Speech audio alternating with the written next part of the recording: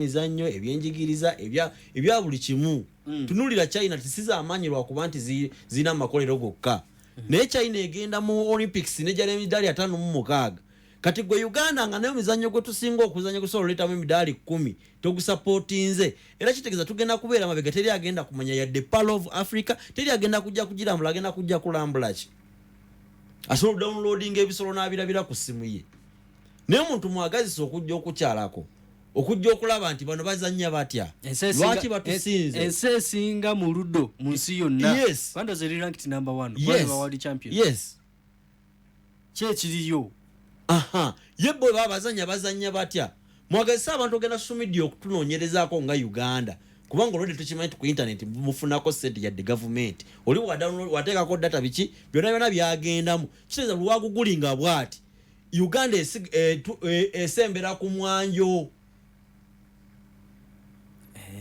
obo kitegedde olwokuba tusirikira tusirikira wa Ludo waffe tukitegeza nti tumanyi nti ate binagenda mu maaso mu ggwanga ebimu ku bitunda eggwanga ne bendera y'eggwanga bya mizannyo bya njigiriza bya buli kimu n'ogamba nti dokita omulungi genda mu nsi bweti dokita omulungi genda mu nsi bweti okitegedde dokita omulungi wabanga ali Uganda kitegeeza oyo dokita yadde aba mulungi ne basobola kutunulira tebagenda kujja dokita bagambe nti dokita ali Kenya tebajje Uganda nti oli olwokuba ayagala dokita omulungi ali Kenya kamulinde Uganda era inagenda Kenya nete mutaddeewo mbeera Uganda kwongera kugitegera na kugimanya mu mbeera y'ebyemizannyo Uzaifa oli muzannyi singa sente zirabika enkya muli betefutefu ne tuli betefutefu lwakuba nti betefutefu bwaffe oluusi butataganyizibwa twabadde nga tubeera mu nkambi nga tutraininga kubanga naye olw'embeera ya ssente obutabaawo baatugoba ne mu woteeri twaliko ku Johnson awo woteeri eri awo ziti muyengaya ne batugoba nga tetulina ssente okitegedde it's a mind game jukira mwina kuba wamu mwina okumanya sobi zino kati wano wetwa tukoze sobi tujigola wetu tukikola wetu newe mbate musobodde kubanga muli wamu kati njigola ne mukyala wange waka naye atalina na kyakulya kubanga sente zinzimala mu kutambula government ensasudde kuba federation tendabiridde ate nga federation togenda jinenya kuba naye gamba nange olugogo lwange luli wali kwensi yesi naye teruleta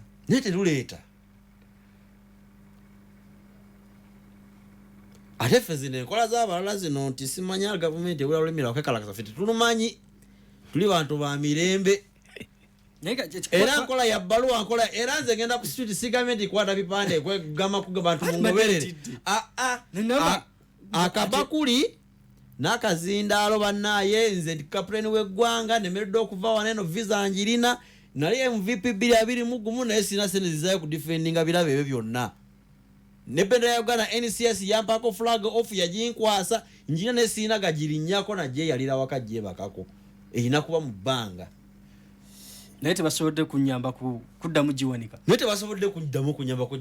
so kyanaku nnyo naye gavumenti ewulira batera okuvaayo kaseera akasembayo naye akaseera akasembayo kalibeera dde guno si muzannyo nga bino mizannyo gino mirandi ngenda mpuge olusi bamanyina kuba wamuseolusi baga mugende tugenda bakolako mugende jetulaga si Masaka kale yadde ono naye kale obwedda mbadde wano nga ndaba akuba buddu naye banabuddu bano banova kibuuka si Masaka ati ne bodaboda hoji wesatu ekutwala bw'oba osezawo okukozesa wansi era obeera mu million almost mu kitundu ate ogenda mala wiki namba mu kkubo tournament ejja kuba ewedde kitakyasoboka kuba kati obudde babuweddeyo naye kirungi tukyalina essuubi nti bakuwa sente ku makya ekawungeeza olinnya kuba ennyonyi zo zibaawo ate nobadde okimanyi ne mu World Cup katono era ekikopo kituleme olw'okutuuka leeti naye kye nategeddeko nti gavumenti yennyini oba kale abakulu bekikwatako be bakwata ensimbi ne bawaayo ez'okuregistaringa Uganda okuzanya mu mpaka zino kati ate lwaki munga nti omuntu eyawaayo ensimbi twalizise participation fee oba description fee oba kyonna oba subscription fee ate sawe nalemera okugamba nti no katiimu ate nagiweresa ate kati sola gitwala bintu bimuzo olusi bandozo bamutulimba kansubirete ekibuzo tokibuuzizza nze kuba nawe olaba ng'ekitasoboka naye ate kyekiriwo ati kyeneebuuza nange kati nani nkibuuza gwe kisoboka kubanga kyekiriwo omuntu nekwata sente neŋŋamba ngenda kwetaba mu mpaka za kaŋŋame ensiitaano y'omumanyi ku Pal FM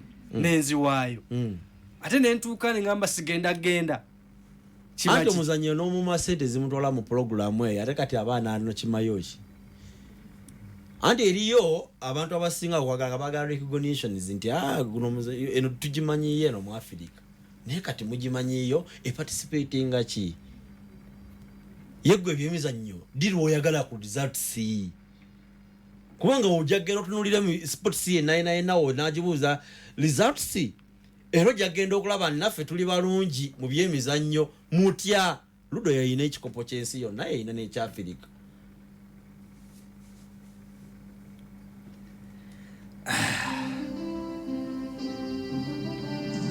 Bananga Richard, chapati ngampo mu bulala. Nyongerayo ko katono. Sorry sweet banange chapati ziweddewo ate olunaku olwaleero chapati na kawunga bibisinze okutambula. Yee kituufu ddala kubandiddeko ne kawunga nga mbutuufu kawoma bulala. Naye Richard ebintu bino obigulawa? Tonowulira ku ngano mpya na kawunga ebya Supreme Flour. Supreme Flour! Ngane kwata mangu mpomu nkugambye abagiriddeko bo bagitenda butenzi ejjira mu bipimo bibiri omuli ekyengano ogogosa n'ekyakawunga kakasooli erimu ne vitamins mwenda bweddu okukosa n'ebirungo ebirala ekwanguyiza ekwata mangu n'osobola okukekkereza buto. Supreme Flour esangibwa mu supermarket zonna ezisinga obungi mu ggwanga ne maduuka gonna. Supreme Flour ekolebwa bano abamandira Millers abasangibwa e Busega ku Masaka Road. Supreme Flour, a product of Mandela Group. Bananga Richard, chapati ngampo mu bulala. Nyongerayo ko katono. Sorry sweet banange malaria wa mutawaana nnyo ate era asobola okubeera ensibuko y'obwavu. Okugoba bulwadde buno obw'omutawaana mu maka gaffe buvunaanyizibwa bwaffe ffenna. Gavumenti ya Uganda ewadde buli maka obutimba bw'ensiri okugezaako okutangira abantu okulwala omusujja gwa malaria. Buvunaanyizibwa okusula mu katimba k'ensiri buli kiro okwetangira malaria. Saawa ensiko ekuliraanye wamu n'amazzi agatakulukuta awo nno ojja kubanga olwanisizza ensiri. Ate bwe kituuka akawungeezi gala enzigi nga bukyali wamu n'amadirisa. Ebyo nno bw'onooba obikoze ojja kuba ogezezzaako okwetangira omusujja gwa malaria. Gavumenti ekoze ekitundu kyayo naawe kola ekikyo osobolera ddala okwetangira malaria mu makaago mu maka gange mu maka gaffe ffenna. Tewali asaanidde kufa musujja gwa malaria. Sula mu katimba k'ensiri. Obubaka buno bukutuusibwa omwami omwambazi w'omulembe guno kankwanjulira ekipya mu kibuga Badrus Boutique ye supermarket y'ebyambalo by'abaami mu Uganda ne East Africa omuli amasuuti empale amakooti blazer ziri first class tulina empale za kaki mu Dockers okuva e Thailand n'amasaati ga Van Hussein. Tulese amasuuti n'empale okuva e Bungereza, Turkey, France, Italy, Bangladesh, Thailand, North Korea n'awalala okuva mu badizayina ab'omulembe. Tutunda amasuuti n'empale mu bika bya Oses, George, C&S, Next, H&M n'endala mu size zonna ne fitting.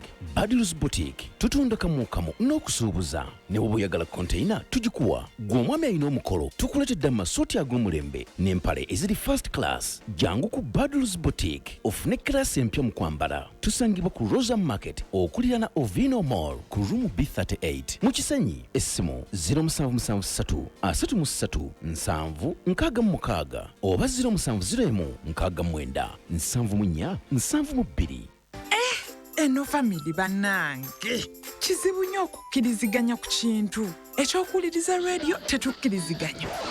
Martha, radio giveeko okusalawo ku kyekyokulya kyagaana. Gwe Martha, malawo emmere yo. Naye ate mwattu ekintu kiri kimu kyetukkiriziganyako ffenna ye Movit Family Soap. Sabbuuni akozesebwa bawanga amwagala nnyo olw'obunene bwe era n'obuwangaazi. Anti munnange ekonome mwagala nnyo olw'ensonga nti akuuma olususu nga luweweevu ate mmuka nnyo. Martha ne mutowe bamwagala nnyo olw'akawawo akalungi k'alina. Buli omu musanyufu olw'okuba nti ab'omu makaago buli omu alina kyamwagalako. Movit Family Soap ye sabbuuni agwanira ab'omu makaago bonna. Movit, all day confidence. Osobola okukiwulira mu butuufu, osobola okukikwatako kya butonde ye Crystal Natural Mineral Water. Buli lwonywa ku Crystal Natural Mineral Water owulira bulungi ng'owewedde ono katta nnyonta yennyini ate owulira obulamu nga buzze bujja. Nkugambye Crystal Natural Mineral Water gagezeeko ojja kakasa nti mazzi ga butonde gennyini agazzaamu obulamu kubanga Crystal Mineral Water bulamu bwennyini.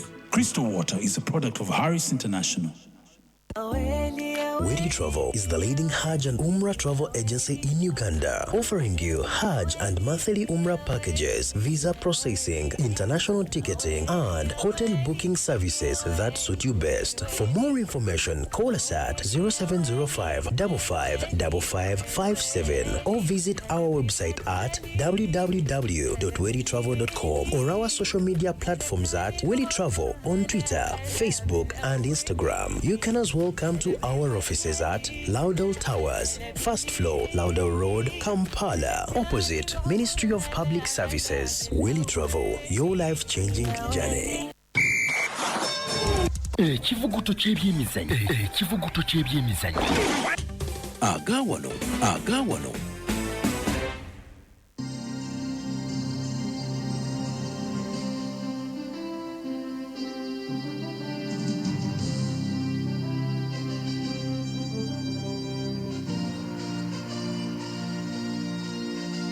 Ku mukutu gwa 17 akatoneze mwenda Apollo of Africa Radio ekolera omuntu wa bulijjo program oli mu kivuguto ky'ebyemizannyo edakika ziri 23 eziberekwera essaawa 8 ezakawungezo nako olwaleero oba ez'emisana oba ez'amalya g'ebyemisana.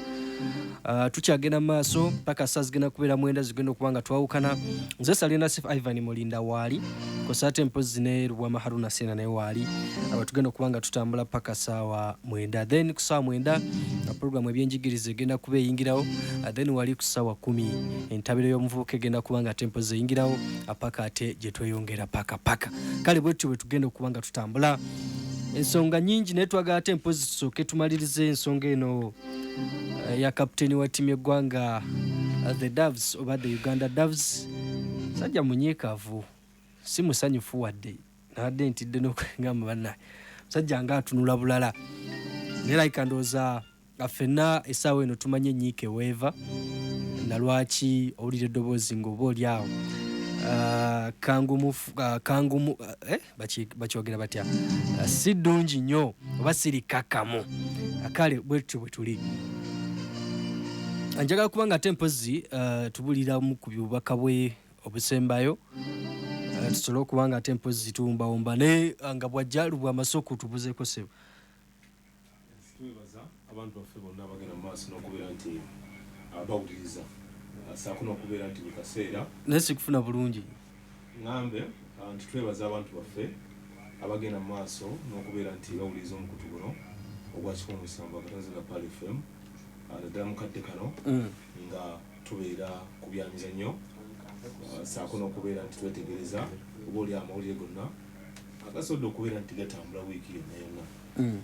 Nze nno Bwana Sif wiiki eno mbadde munakuwavu olw'ensonga nti nawe lwakyaddondo nze waliwo omu ku bakungu nenyongera ku ddoboozi waliwo omu ku bakungu oba abantu obuvunaanyizibwa naddala mu byemizannyo era tugenzeeko wiiki eno yennyini Barnabas Mwesiga yali ku ttiimu eyo Yeggwanga Uganda Queens tujjukira yali ku 9-7-8 twatuukira ku fina nga tusamba ne ttiimu ya Ghana birogogwa 2-0 ate neyegasse ku balala abagenzi batuba ku maaso bapoosali n'abalala tukyalina omukisa nti yali manager ku ttiimu eyo akyaliwo omukulu Jabiri Bitandisali kati kitegeeza nti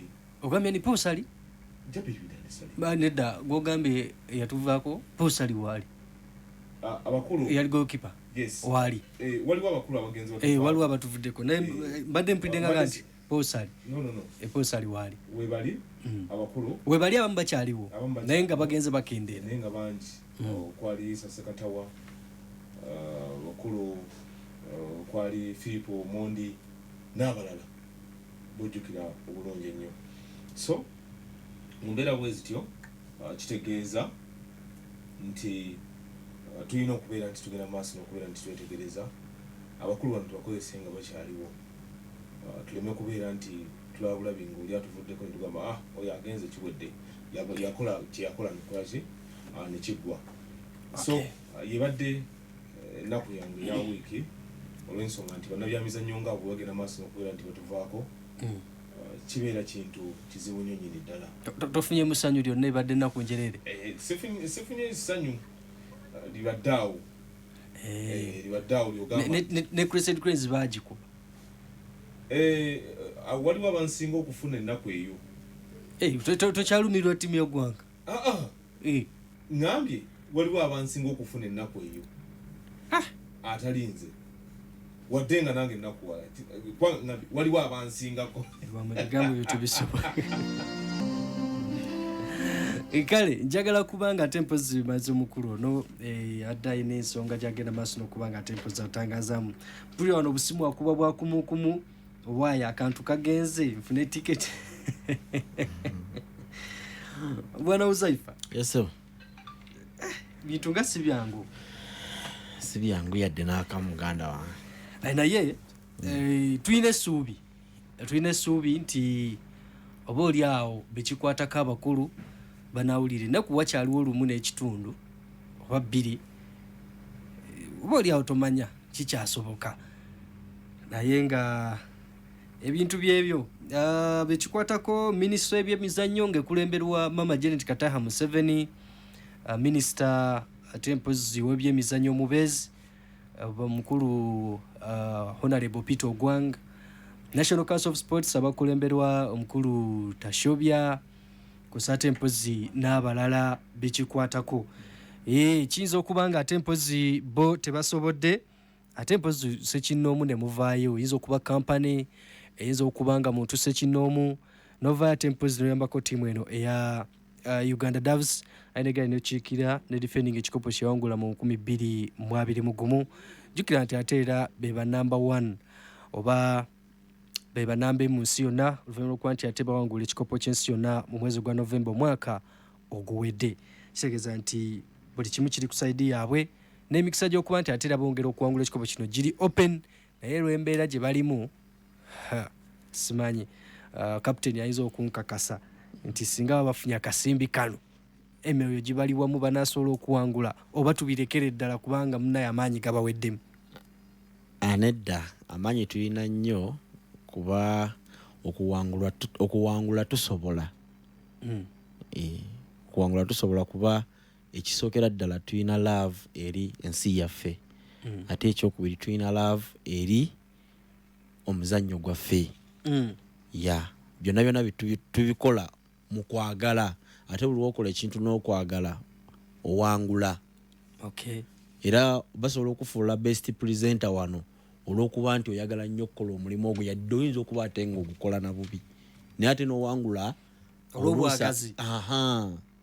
Ekikulembera yonna yonna okuwangula kwe kwagala ekyo ky'ogenda okukola n'okweteekateeka tweteeseteese bulungi kubanga ne akakiiko nga onaga akaliko bamanagers bacoaches balungi nnyo bawanguzi kati baba tebannabakubamu ate ggwe lwaki essaawa zino oba osuubira okuwangulwa ng'ate olwedde oli undefeated emirundi 2. Kale obubaka bw'obusembayo ati twongere okuwanika emikono. Obubaka obusembayo bwandibadde nti kati essaawa zino sikyasobolaga nti tulajjanire gavumenti kuba ekimanyi nti emanyi lwakuba tetuddamu. Kati obubaka obusembayo ndaajanira bannayuganda mwenna abali eyo. Gavumenti ogivuddeko? Gavumenti ogivuddeko? Ebbaluwa ezirina. Ate era ne budget tebaagiwadde mu wiiki 2 nti tuli leeti. So ndajanira abantu sekinnoomu ennaku zino ku social media ogamba mama fiina. Bamanyi mama fiina? Mama Janati honorable speaker mutuyambe tuli ku ttaka tufukamidde twetaaga obuyambi sobola okubanga getulwanirira eggwanga. naffe tulijjukirwako era tuliyogerwako mu byafaayo naye era ebiseera ebisinga bwe baboogera ku muntu ku byafaayo tebasobola kumwogerako individual bamwogerako n'abantu abalala bali mu kkoweeri kubanga banayogera nti Uganda yali nnungi mu 2021 ate mbana girimu bwomu etwizoga mwali Uzaifa anti era Uzaifa tasobola kukola yekka Uzaifa abaako ne support just nze kukulembera kugenda kuleeta ekyo mwenga muli wano kubanga ebiseera bisinga ne munaate mumpadde ssente n'entambula ne ŋŋenda naye ate era essala mujja zisindika kitegeeza tuwangula ffenna yesebo kale mbakubira omulanga kanamba nkagabe mukama wange tomanya ekyamazima sikulimba tetuyina sakino mungu oli oba mutwalo oba ebiri oba esatu yomeka ekyamazima kubaka linganze omuntu omu netaga obukadde 5 omuntu omu ninyeka ennyonyi ngende neebake ndiye ate era nzanya ate era mmala enkomewo ne famire yange kugireka ng'ina kyeri tomanya akasimu kagaba omuntu akuterakawo sente n'ogaana okiikirira eggwanga kayiseyo kwanye national issue 0784 011